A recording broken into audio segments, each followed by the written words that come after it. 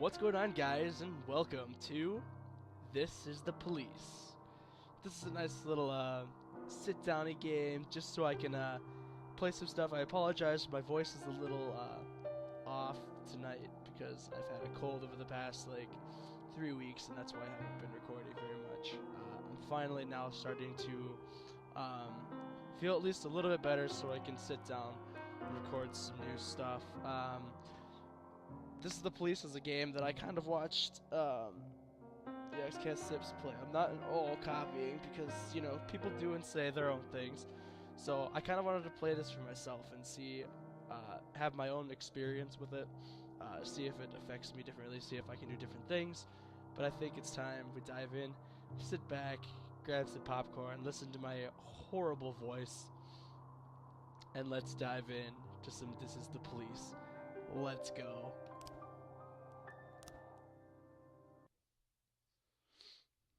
Day 1, July 15th. Mayor Rogers, sex maniac. City Hall confirms rumors of Jack Boyd's resignation.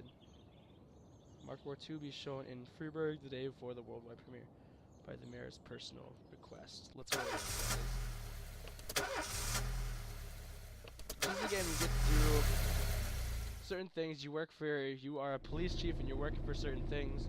You're working to do certain things and get certain places. When I was a kid, my know, father sometimes told me at bedtime that if I closed my eyes and didn't open them for a long time, all the demons would blow away.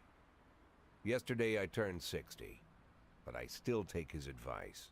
Not because I'm sentimental or want to keep the memory of my father alive. I just can't think of a better solution. To get away from all the demons that haunt Freiburg, I'd need to wear a blindfold 24/7. Plus, it's a good idea to act blind when talking to reporters. At least that's what my colleagues say. They're afraid of press conferences. But for me, it's more like a confessional. No matter what lies you tell, you're privately thinking the honest answers. It helps me remember who I am. The fact that I'll be reading all about it in the papers tomorrow is a small price to pay. Call it penance for the preacher.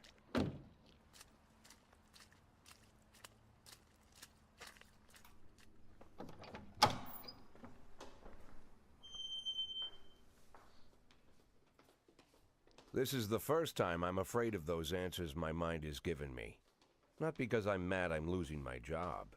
Though it's true, I'm mad as hell. Not because I subconsciously blame everyone else. Though I damn sure do blame them. And don't even ask me what my next move is. I can't imagine. But even that doesn't scare me. The worst thing is, I know I'm gonna have to do something. And I'll be damned if I know how far I'll go. I may have a lot of vices, but predictability isn't one of them.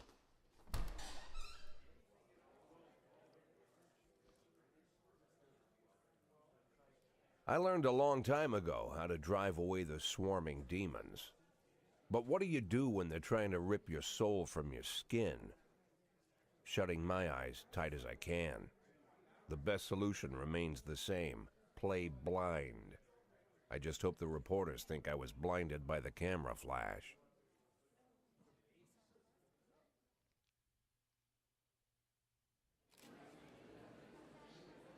Good morning. Yesterday, the mayor's office officially announced your resignation. Did this come as a surprise, or did you know about it in advance? The mayor discussed it with me.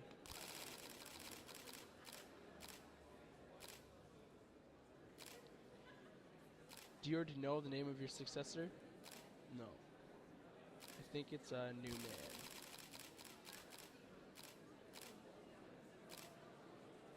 After the recent corruption scandal, your deputy, Francis Kendrick, said he was looking forward to resigning. If the mayor offered him your position, would you change his mind?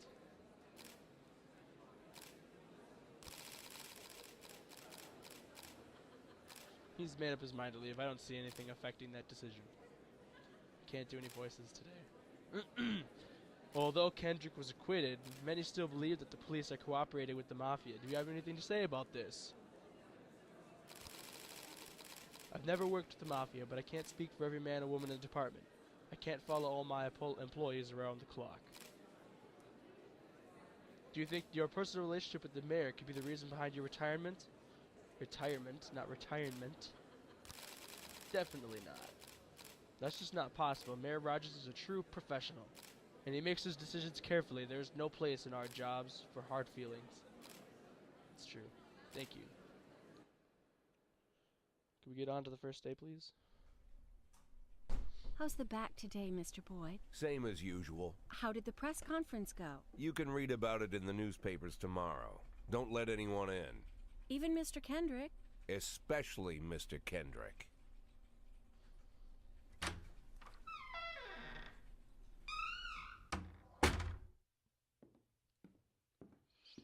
This beginning part seems to be a lot of like exposition and stuff.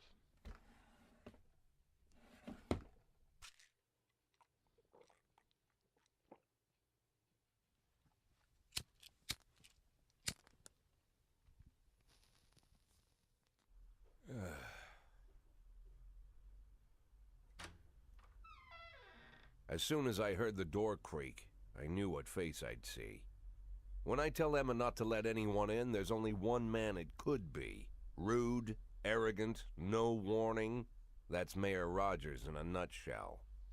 White summer shoes, white socks, white shorts, white polo shirt, and the white smile of a hungry shark. Mayor Rogers enters every room like he owns the place. Even the floorboards under his feet sound like they're creaking an apology. He never shied away from the odd corruption scheme. It's like the devil walks behind him. In the movies, the villains controlling the city play golf with the judges. Rogers plays tennis with them instead. That's about the only difference. Jack, I was hoping to catch you after the press conference. You ran away so quick. There's no smoking at City Hall. No reason for me to hang around. Well, this morning I signed a ban on smoking in all public buildings. Soon you won't be able to smoke here either. Soon enough I won't be here at all. That's what I wanted to talk to you about. The people of this city like you, Jack. The police chief of all people. Don't betray that, Jack. Don't get wrapped up in any schemes. Sit nice and quiet for the next 180 days, and you'll be remembered as a hero. That's the only thing that you still have left. Be the hero. Then how am I supposed to scrape together a retirement fund? You had a million chances to secure a luxury pension, one that even I would have envied, although I've never set aside any money for myself. I'm not planning to retire anytime soon.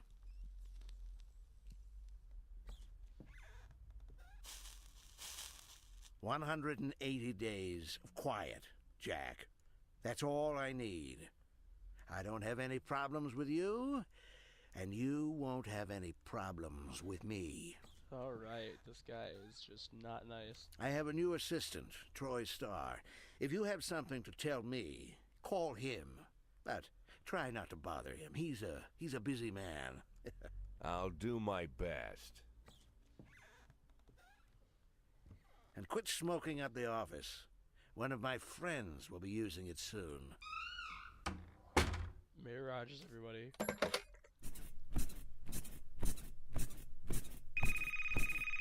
Oh, I'm sorry, babe.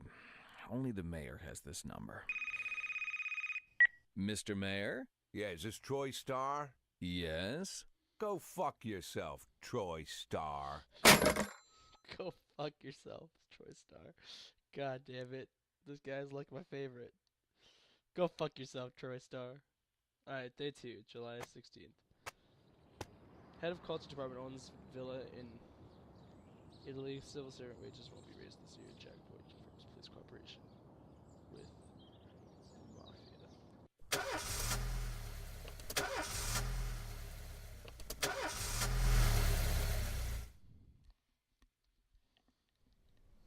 Cops Well, don't all use right. the police station cafeteria anymore. There's some kind of stigma against sitting shoulder to shoulder with your partners. Everybody just takes snacks from the machines or grabs a meal and hammers it down in the corner like a vulture on a corpse. The main thing? Don't look into anyone's eyes. Could be construed as an invitation to sit together. The only people eating here are ghosts.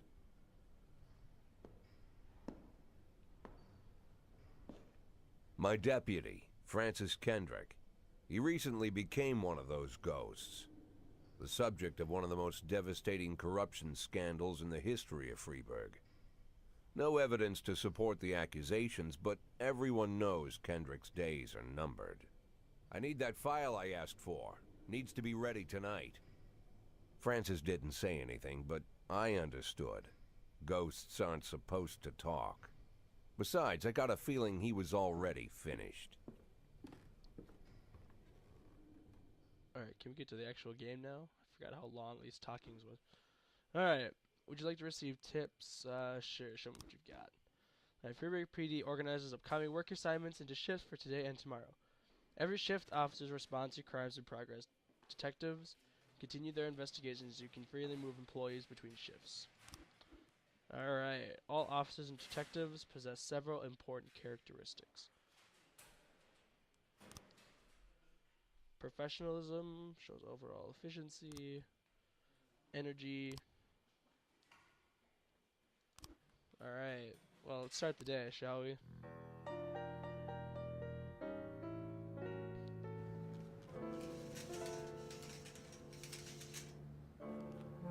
Alright, so this is our little map. Responding to calls and is the bread and butter of police work.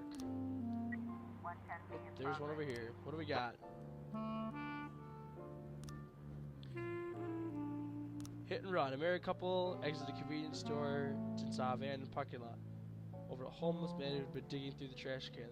The driver jumped out to help, but once he saw that he'd hit a bum, he got back in the van and quickly drove away.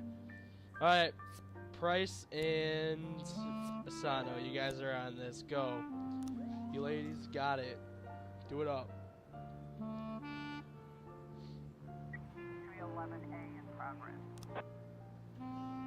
Athena Match reports that during a show of Citizen Kane, a drunk man attempted to force his way into the theater carrying a snowboard decorated with the word Rosebud. When he was denied entry, he violently attacked the cashier and is currently fighting with the theater's security guard. We're going to send our two best on this. Let's go. You know what? Actually, we're going to send our best and then not our best.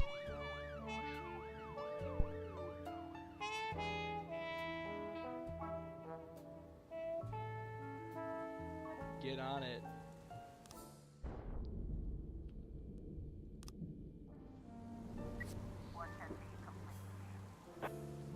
What do we got? Hit and run.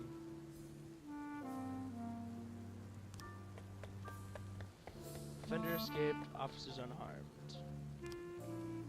Alright, that's okay. It's raining today. Raining pretty heavily. The fight report. Offender caught. There we go. Coachy and Purdy, way to go. Good job, officers. Come home. Good job. Alright, what do we got over here? Armed robbery. 3 teenagers, armed with a shotgun, robbed a videotape store and made off with their whole collection of adult movies. The criminals sped in a car, but the store manager wrote down the car's license plate. The owner is one Janet Brown who lives in the suburbs. Alright. We're gonna put Yancey and Tsubaki on this one. Can we put a third one in there? No, we can't. Alright, let's proceed. Let's go.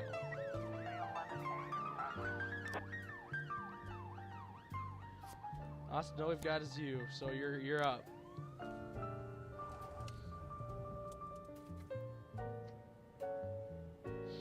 Get on it, officers. Let's go.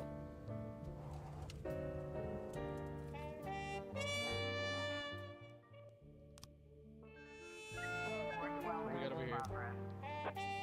Assault. Passerby says the teenage attack an elderly musician, then ran away with his guitar and money. Alright, Coachy and Purdy, you guys are two of my best. Let's go. Get on it.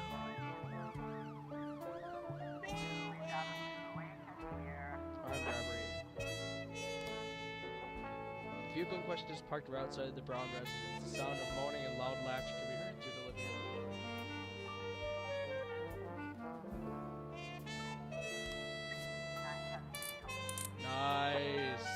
we go. That's what I like to see.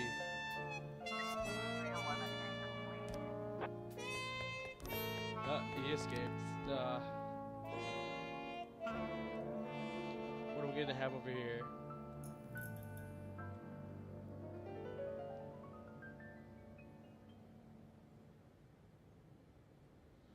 Just waiting for this next one to go. Alright, the assault one.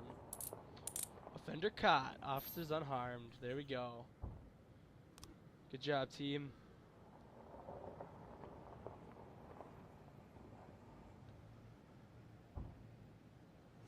Good job, team. Alright, we're gonna end the day.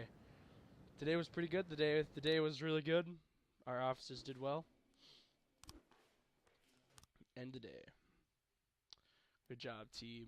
Good job. Used to be, when I asked Kendrick to stay late at the office, he liked to grumble and crack wise. Nowadays, he doesn't have the strength for it. Slumped shoulders, blank stare, wrinkled skin. The past few weeks, I don't hardly recognize my old friend. In his younger years, he reminded me of a gallant royal officer in an old Kipling story. Kendrick isn't just crumbling under the weight of the public pressure, but from the shame of it all. Internal Affairs raided the library he inherited from his grandfather, hoping they'd find buckets of cash stashed in the pages. Heard about the look on his face, the fearless policeman standing helpless in horror. I've known Francis for 30 years. The past 20 years he's played loose with the law. And I know that at a certain point every stolen dollar brings more misery than anything else. Probably sounds crazy, but I sympathize with the guy. What can I do? Your friends are your friends, and these are the waters we swim in.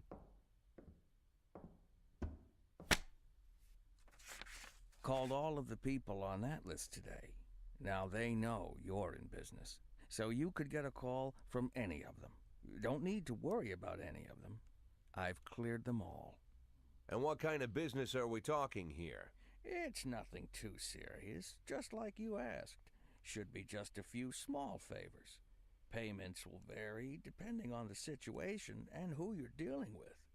How much are you looking to earn? $500,000. $500,000? Why not a whole million? Because everybody wants to take $1 million. Figured I'd try something different. $500,000 in 180 days?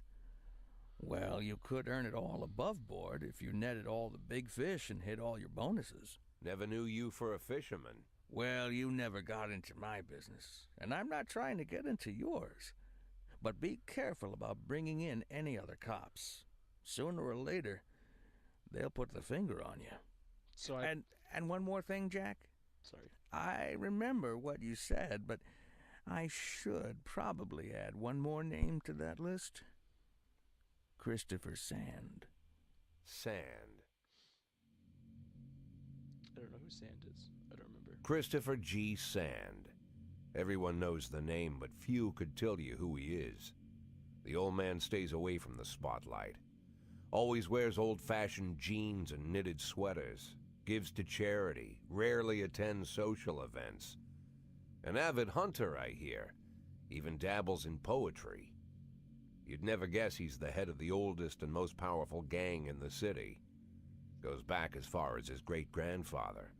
And Sand is strict about following the old rules. He rarely involves himself in commonplace murders and robberies. Hardly needs to intimidate anyone to get his point across. The people who work for him each have their sphere. They provide protection where needed, even work with the authorities when they want to make a deal. Meanwhile, Sand pulls the strings without getting his hands dirty. People sometimes mistake his quiet approach. A couple years ago, an arms dealer decided to expand its business without asking permission, and his whole family paid the price. Jeez. In 4 weeks, Sand killed 31 people. Old men, women, even a few teenagers. And Sand's people made sure every paper reported it. Frank, I don't want to hear you say that name again. Jack, please, listen to me. I'm in with these guys. We agreed, Frank. That's not the kind of business I'm into. I don't go there. Never have, never will.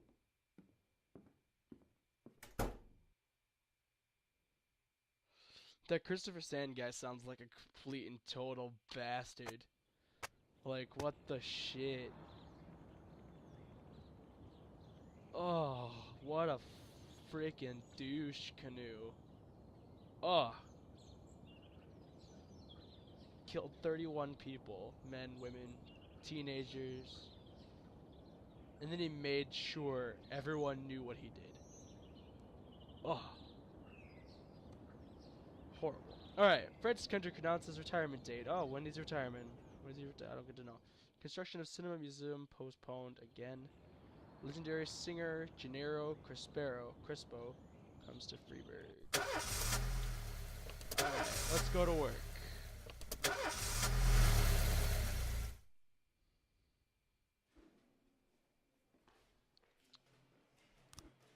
Alright. Birch didn't come into work today.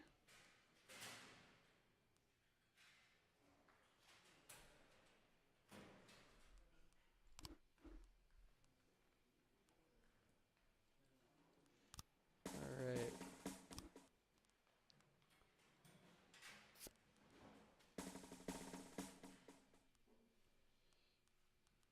Alright, we'll start the day. Let's get it going.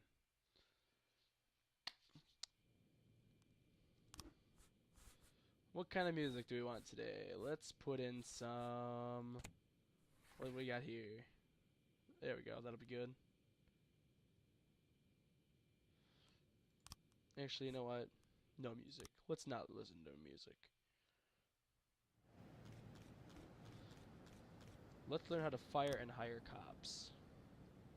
So we go to affairs, police station, labor market. We want someone for shift B.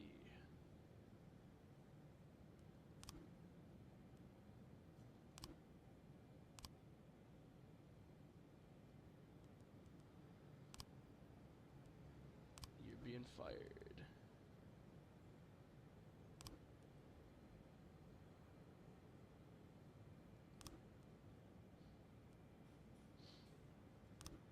Birch, I'm sorry, bud. You got fired. 211 in progress. Vandalism.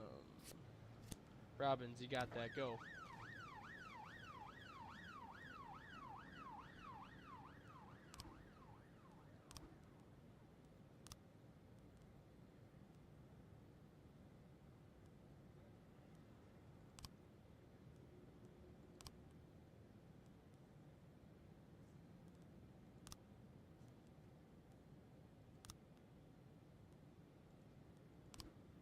Alright, we're all good there. Alright, she's off to... Or he is off. Alright, what do we got here? Vandalism. Businessman Harley Jones looking out his windows saw two teenagers searching or scratching offensive slogans on his new car. Alright, go for it.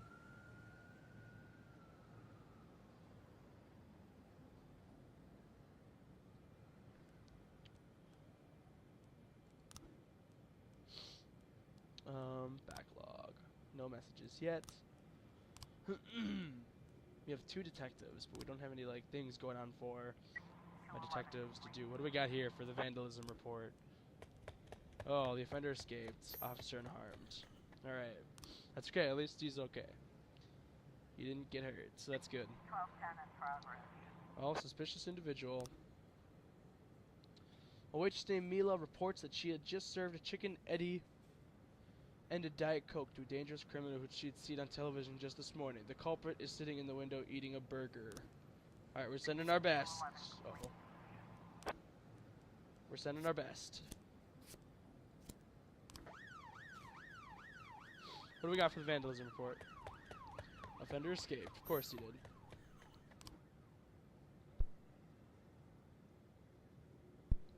Alright, come on home, guys. Let's go.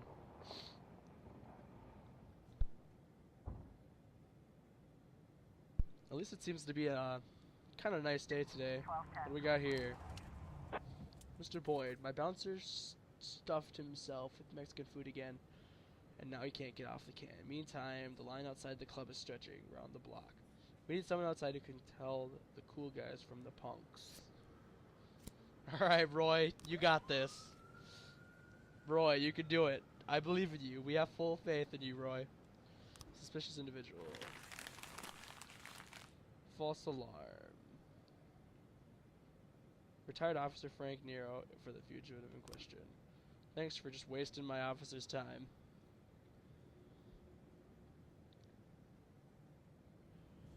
Alright, all of our officers are back. We've got nothing yet. Oh, we got something. Progress. The anonymous call just came in. A clown carrying balloons at a skating ring is selling crack to teenagers. Alright. Stovall and Robbins, get on it.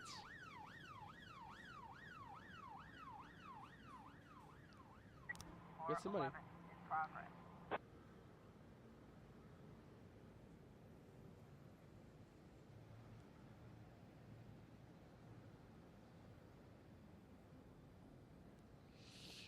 Roy quit. Ah, come on, Roy. God damn it, we lost the cop.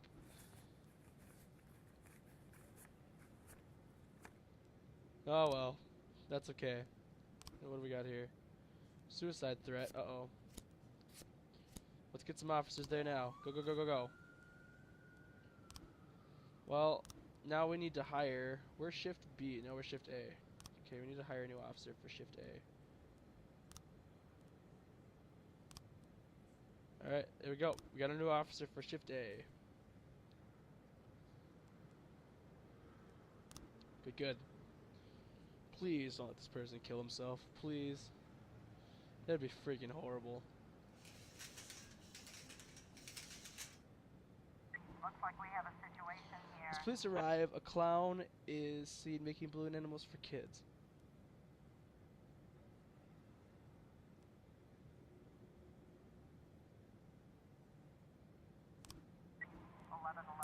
Yeah, there we go. That worked. Good job, officers. Alright, let's respond to the suicide threat. Alright, offender caught, officers unharmed. There we go, good job, officers. That's a good way to end the day. Except we lost an officer, so that's not a good way to end the day. Alright, this day ended off pretty good. Everyone did their jobs really well, so I like that. That was good. Good job, officers. Let's go home. Day 4. Alright. Feminist organization denied official registration. Enemies using feminists to destroy Freeburg. Robespierre to reveal his identity when the time is right.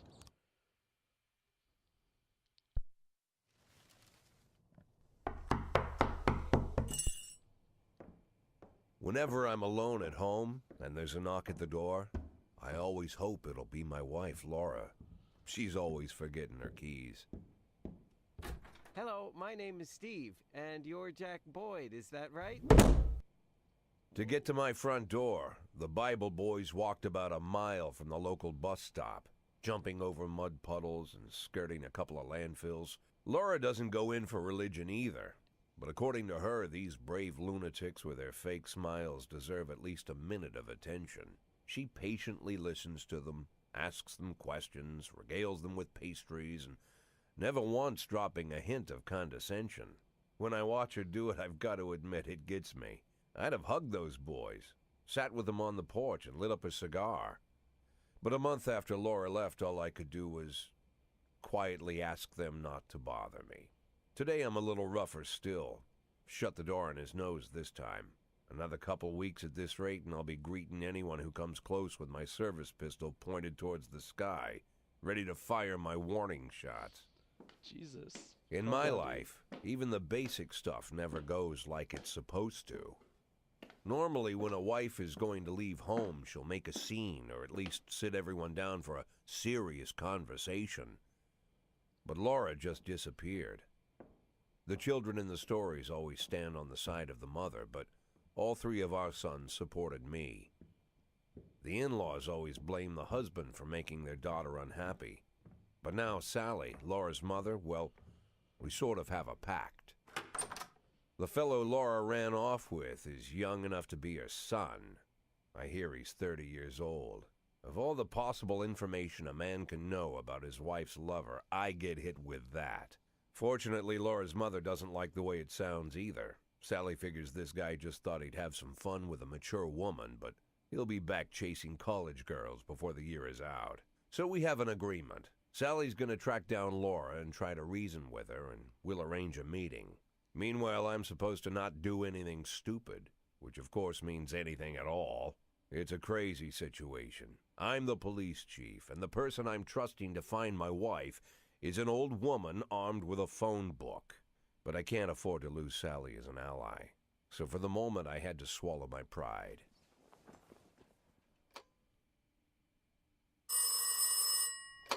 Hello. Mrs. Markham, this is Boyd. Oh, is there any news? That's what I wanted to ask you. Have you found anything? An address, phone number? Have you spoken to her? Don't worry, Jack. I've narrowed the range to 2 suspects, or whatever you like to say at your police building. At my police building, we find people faster than a funny old woman chirping on the phone with my wife's girlfriends. Oh, you're an old man, Jack. Come to your senses. They'd give us straight odds on the street. But I've got more energy, Jack. Maybe you think I'm a foolish old woman, but I go to my book club, argue with the girls about Byron, and it gives me energy. I talk to my dogs, and it gives me energy. And you have nothing, Jack. You don't even have a hobby. You got no passion. It's why Laura left you. Let's not go back into that, Sally. Find my wife, and we can discuss my hobbies later. I'm waiting for your call, and my patience is running thin. Laura, if you've stopped loving me, I'll let you go. I can't expect the impossible from you. Just don't let me die out here, okay? All right. Jeez, you really do own a rust bucket of a car, Jack. All right. We are given the stripes today to Kochi. But that is where I have to leave it for today. This is going to be a fun series, and I'm super excited to continue playing this for you guys. It's good. The story has turned out really well, and I really enjoy this game. Thanks for watching, guys. Leave a like if you enjoyed, and also don't forget to subscribe. Make sure you check out my other videos in my channel. Some of them are really well made, and some of them are iffy, but they're still really good watches. I love all the videos I've made, so please go and check them out, and please leave a like if you want to see more of this series. Peace out, guys, and remember, as always, stay awesome. Peace.